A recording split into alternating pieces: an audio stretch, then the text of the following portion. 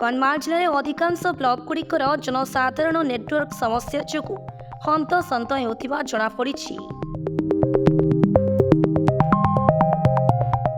ଆଜିକାଲି ଦୁନିଆରେ 24 ଘଣ୍ଟା କାମକାର୍ଯ୍ୟଗୁଡ଼ିକ ନେଟୱାର୍କ ଉପରେ ନିର୍ଭରଶୀଳ ହୋଇଥିବା ବେଳେ ବିଦ୍ୟୁତର ବାରମ୍ବାର ତ୍ରୁଟି ଯୋଗୁଁ ନେଟୱାର୍କରେ ମଧ୍ୟ ବାରମ୍ବାର ତ୍ରୁଟି ହୋଇ ଚାଲିଥିବାରୁ ଅନେକ ସରକାରୀ ଓ ବେସରକାରୀ ଅଫିସ, ସ୍ମାର୍ଟ ବିଦ୍ୟାଳୟ ପରିସର ମଧ୍ୟରେ ଯୋଗାଯୋଗ, ବ୍ୟାଙ୍କ କାର୍ଯ୍ୟରେ, ଥାନା କାର୍ଯ୍ୟରେ, ବ୍ଲକ କାର୍ଯ୍ୟରେ, ଏପରିକି ଜରୁରୀକାଳୀନ ସମୟରେ ଆମ୍ବୁଲାନ୍ସ ସେବାଗୁଡ଼ିକରେ ଅନେକ ବାଧା ଉପୁଜୁଥିବା ଜଣାପଡ଼ିଛି।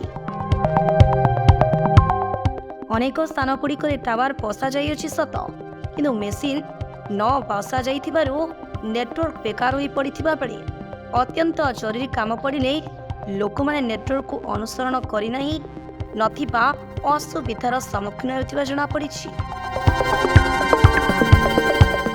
ଜନସାଧାରଣଙ୍କ ଅତି ଜରୁରୀ ଆବଶ୍ୟକତା ମଧ୍ୟରୁ ନେଟୱାର୍କ ଅନ୍ୟତମ ହୋଇଥିବାରୁ ଯଦି ସରକାର ଏଥିପ୍ରତି ଦୃଷ୍ଟି ପକାଇ ପାରିଲେ ମାନ୍ୟବର କଲ୍ୟାଣ ହୋଇପାରନ୍ତା ବୋଲି ସାଧାରଣରେ ଚର୍ଚ୍ଚା କରୁଥିବା ଶୁଣିବାକୁ ମିଳୁଛି।